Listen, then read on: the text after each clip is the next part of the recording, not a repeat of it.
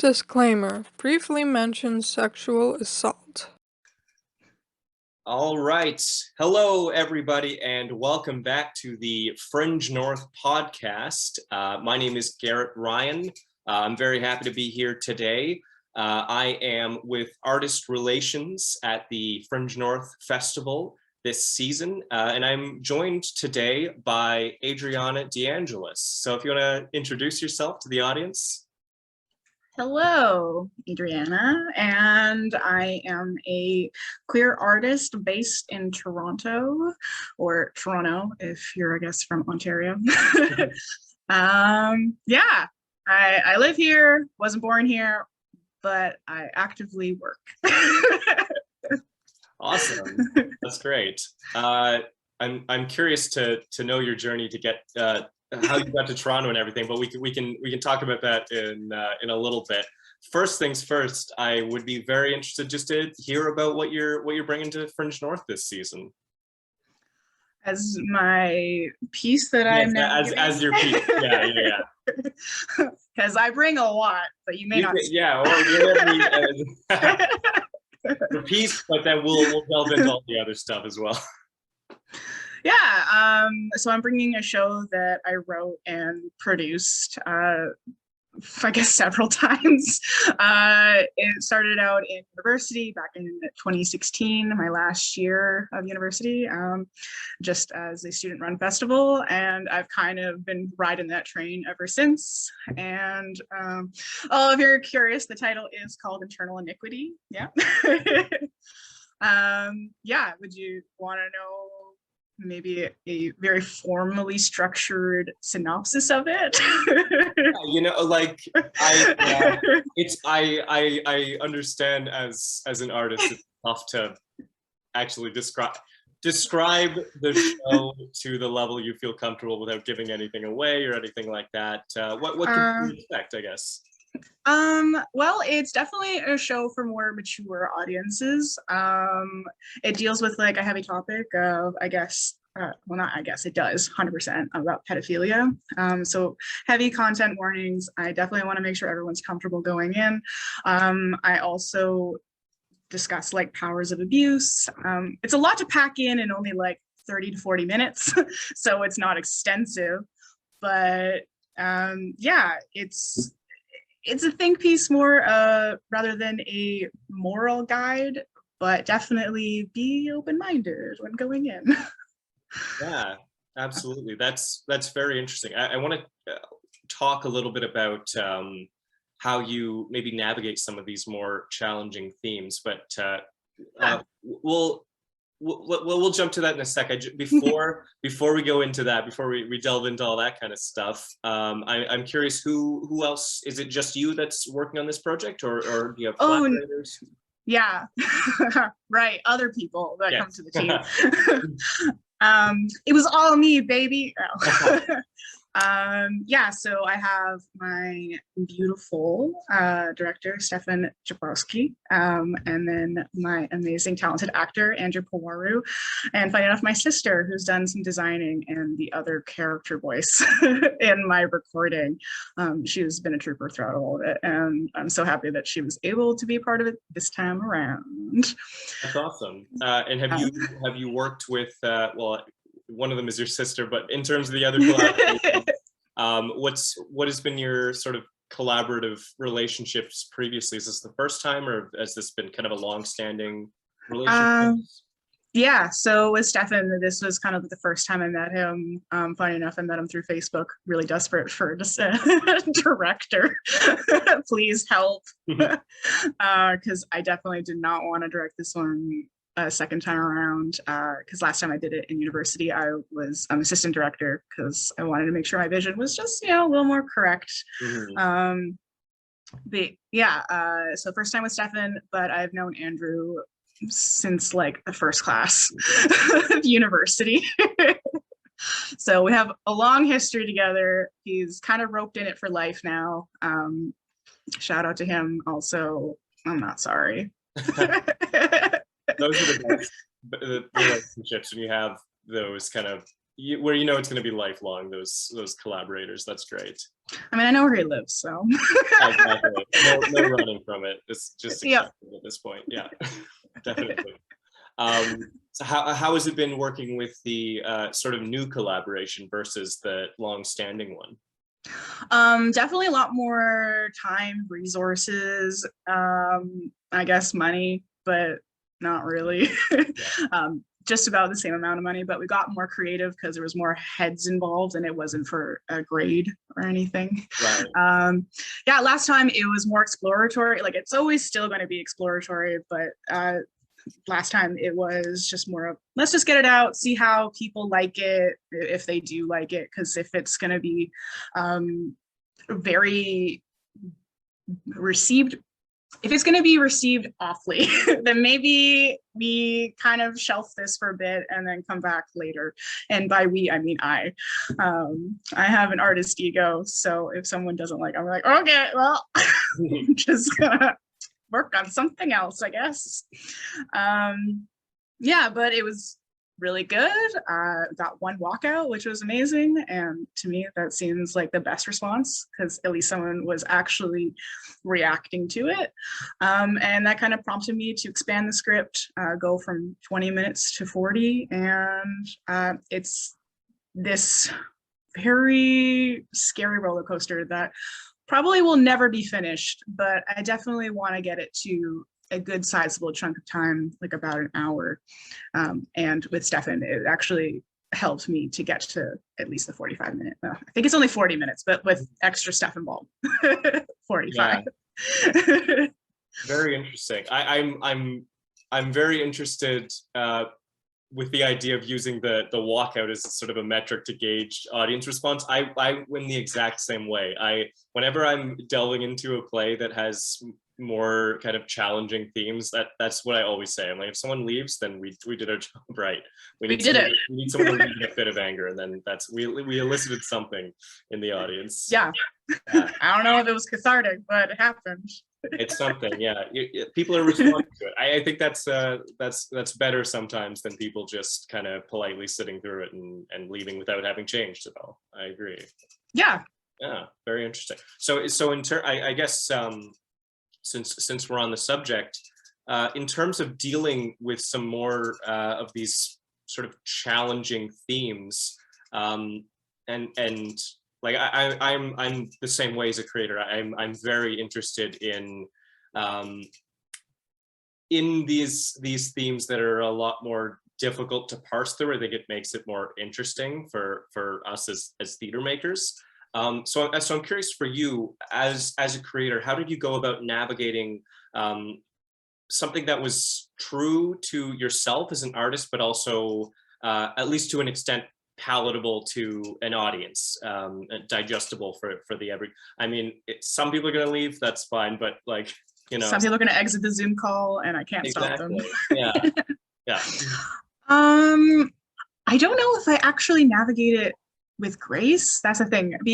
I'm not a third-party person. I don't really know. It's just what I've written down on the, I guess it's not really a blank page, it's more the computer screen now.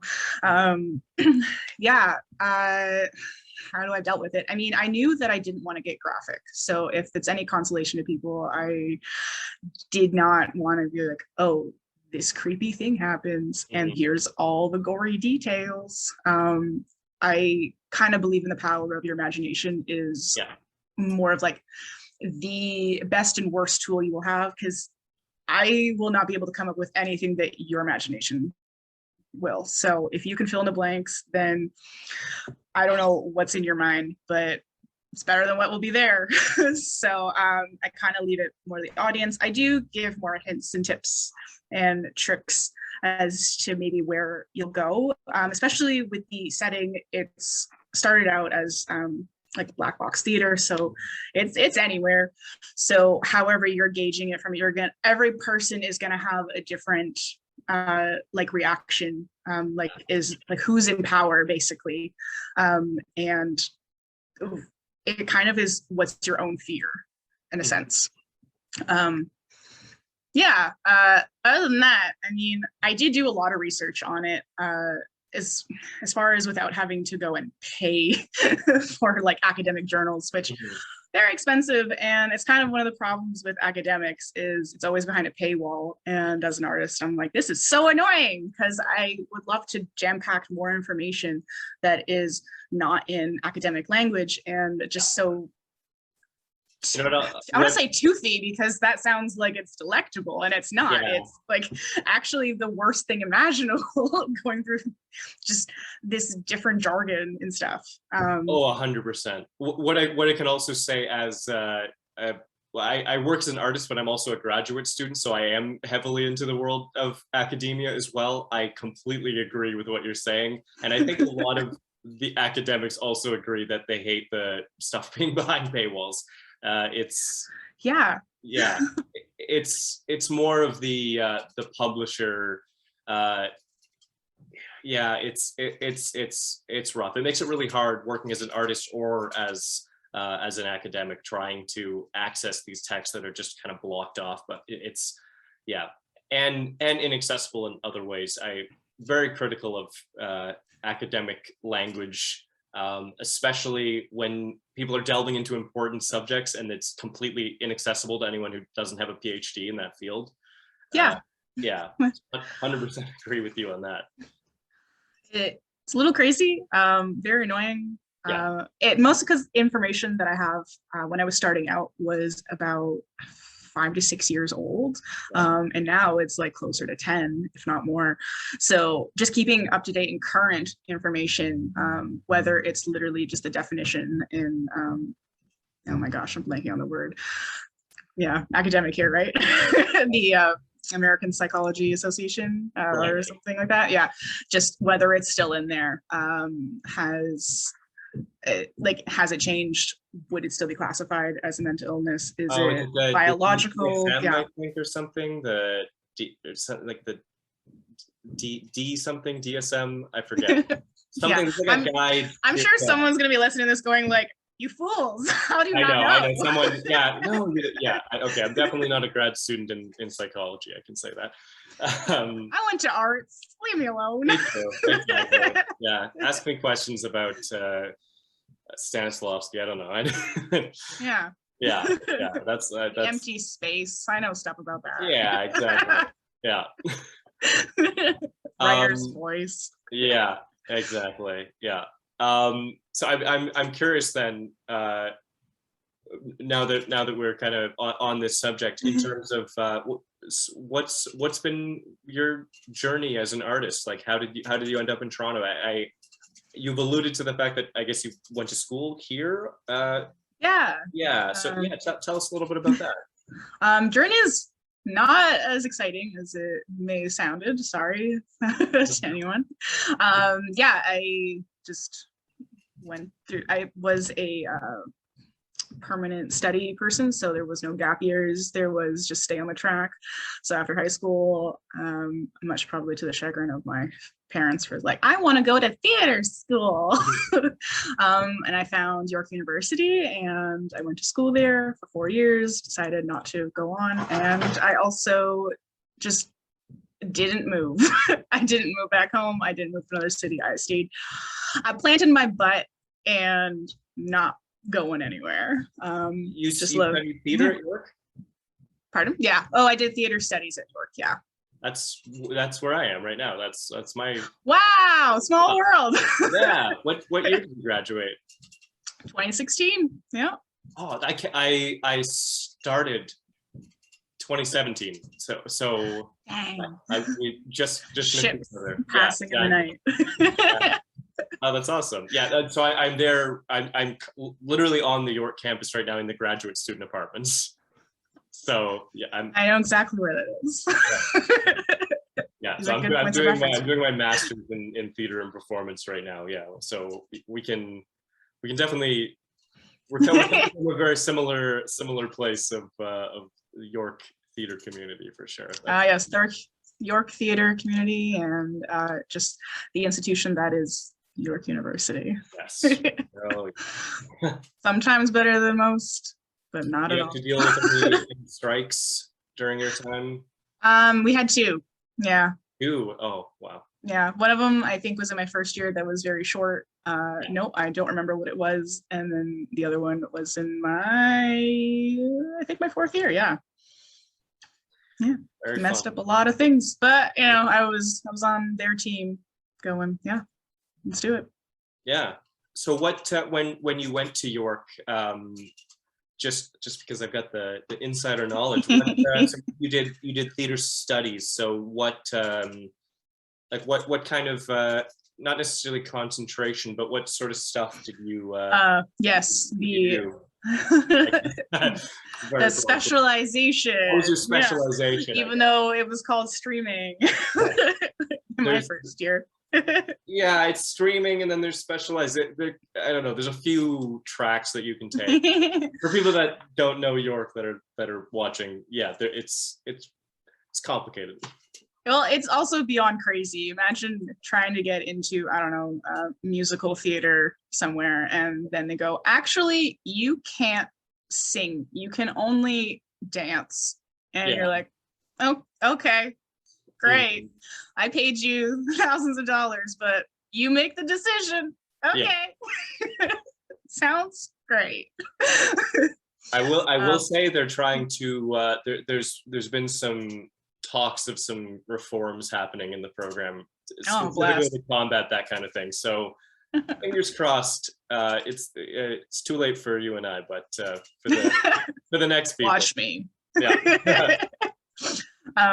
Yeah. Well, that's great, but I also understand the logic of you can't have 50 actors go out into the world, sure.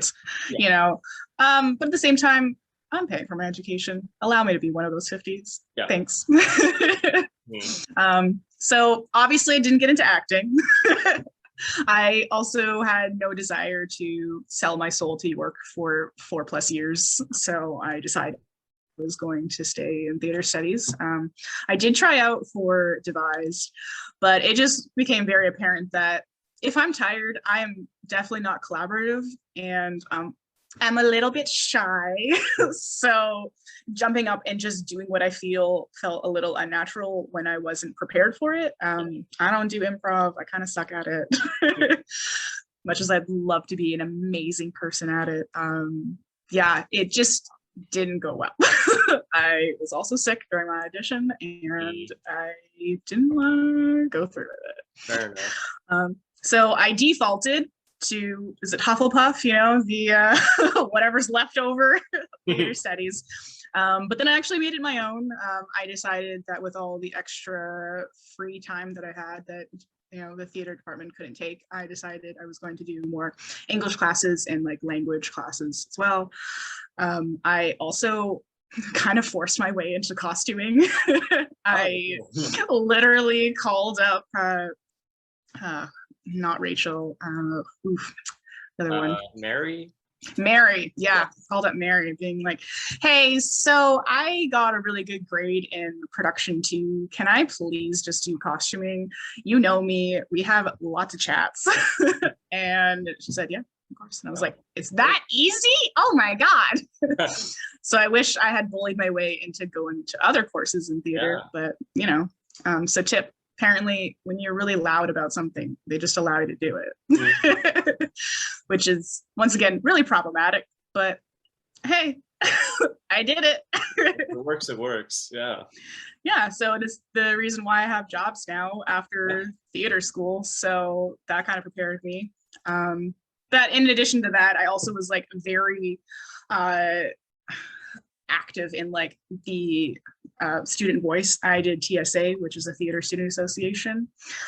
Did all 4 years of it, was secretary for 2, and then I was co-president for 2. Holla. So I was very involved in knowing what you could and couldn't do by the end. And I had a lot of resources at my disposal. And yeah, probably wouldn't change it. Yeah, that's awesome. That's a lie. I probably would change one thing. I probably want to take one more course because I'm a nerd. Did you do playwriting at all? No, no, I didn't. That's surprising. Yeah, surprising. I just did the regular mandatory courses that they said I had to do. I was thinking about doing playwriting, but I got really nervous and going, but someone's gonna read my work. That's horrifying. I don't know if I want to do that. What if it's wrong? So I didn't. And then I cranked out a piece that everyone was like, oh, how did you not do playwriting? I thought you were in production. What happened? And I was like, no, I just spent all term writing this. Yeah. So when you talk about doing stuff through the university, did you do like Playground? Yeah. So I did Playground. Yeah. Oh, okay. There you go. Yeah. So I did Playground. Yeah.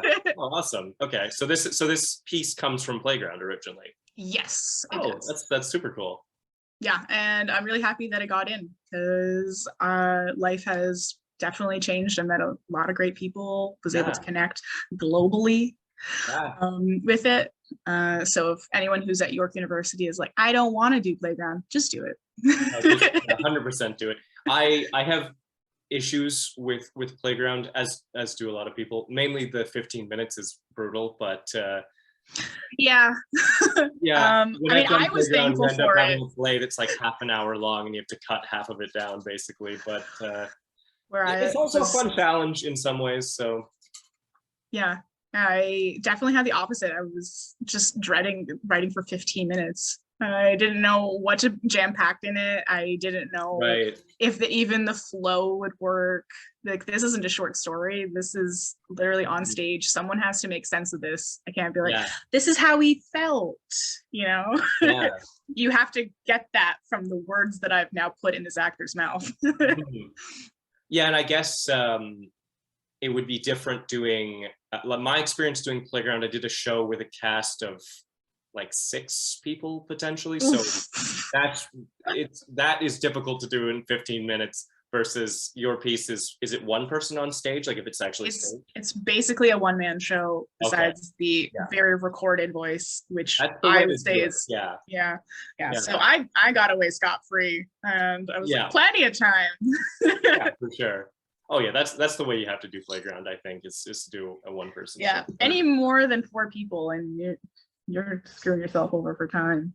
Yeah, exactly. So I'm curious, you don't have to share any specifics, but where generally did you come from, and why York, why Toronto, why Canada?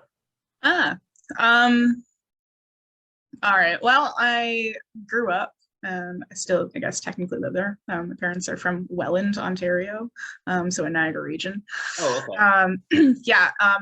I looked at Ryerson and University of Toronto, and just the audition process was very daunting. I was gonna go through with it, and I was going to just like give it my all. But when I did the York audition, which was my first audition, which is funny because my friend's mom and dad both went there, so they told me about York, and I was like, oh, what is this magical place? And North York.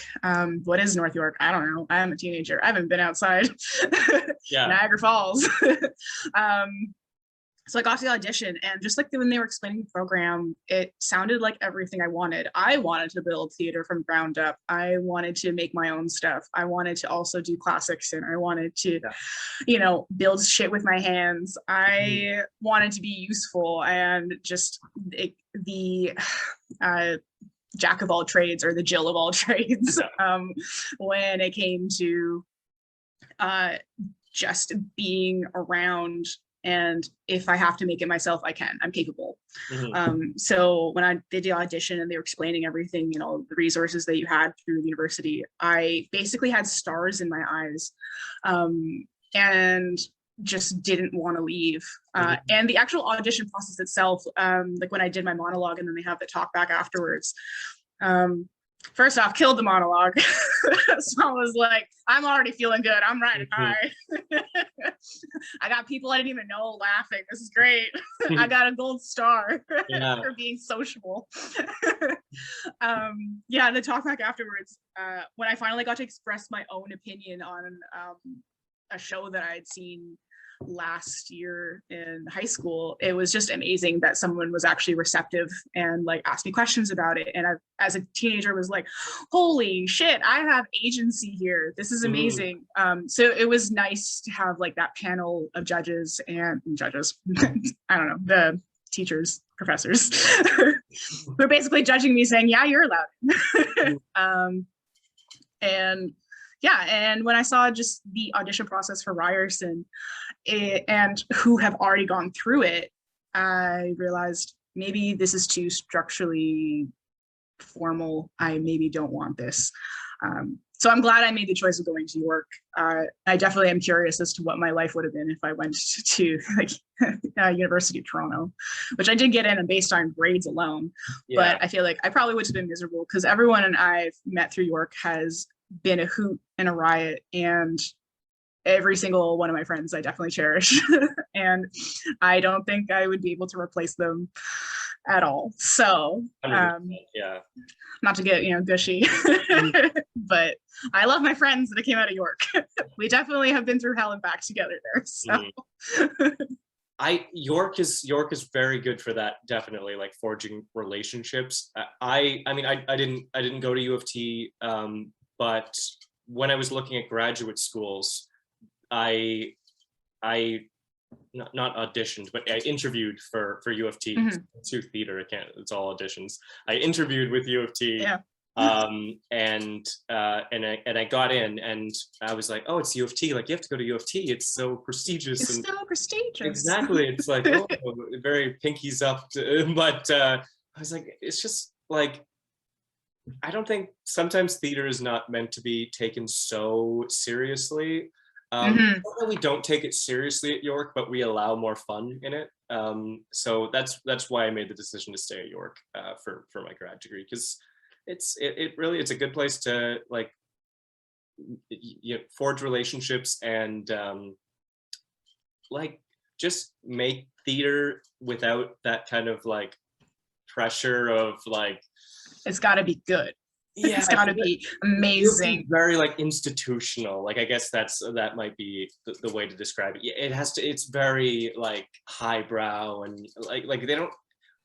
I don't know, but I don't think they have anything to the extent of something like Playground, which is so student run and kind of so it's fringy. Formative and just the experience of what you're probably going to get. Yeah, after university or even college, like it's yeah, I had that feeling from it, and I mean, no one can chime in because no one else is here, but I don't know what their perception of UT is. I certainly have a friend who's been through the graduate studies there, so just seeing what they've been going through, I'm glad that I made my choice going to York. Yeah. I also didn't know it was next to Jane and Finch, so that was great. When I was like, yeah, I'm going to York, and everyone was like, yeah, it's a fun area for sure. Yeah. Well, that's great. We got on the York tangent the York train here. Yeah.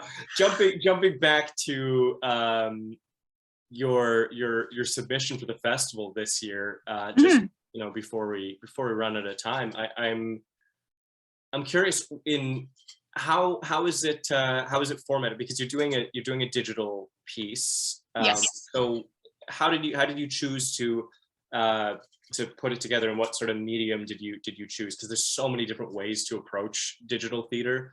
So I'm curious what did you land on as sort of the best way to tell this story? I guess without ruining it, but it's not really ruining it because you just got to experience it. It's kind of got a more grainy feel. It's pretty straight on, as if you're watching it in a theater. There's no crazy cuts. It's one take only. Everything is live that you see in there. Well, live in the video. We don't do any post-production. It's our version of you've literally just watched a show, but through a record. It took a couple tries, but we did it. Hopefully quality comes out great, because I don't know if everyone has any time to redo it. I think just being on a screen, it will have that vlog kind of feel. Right. And yeah, it wasn't a tough choice if that was the general question. It was, this makes the most sense for everyone is across lower southern Ontario. So we can't really get together and do this multiple times to get it super correct. Yeah, I just wanted it to be a most authentic experience of theater without actually going to a theater, because it's COVID still, even though some people like to pretend it's not. And it was just more comfortable for us. And yeah. Yeah, 100%. That's great. What's been very interesting throughout the pandemic is seeing all the approaches to digital theater. I've tackled a few of them. I've done some kind of podcasty stuff. I've done the filming on stage with an empty audience, and it's been very interesting. It's been artistically limiting, but also fulfilling in some ways to have to be crafty and try to figure out how to emulate that theatrical experience while people are sitting at home. Yeah. So yeah.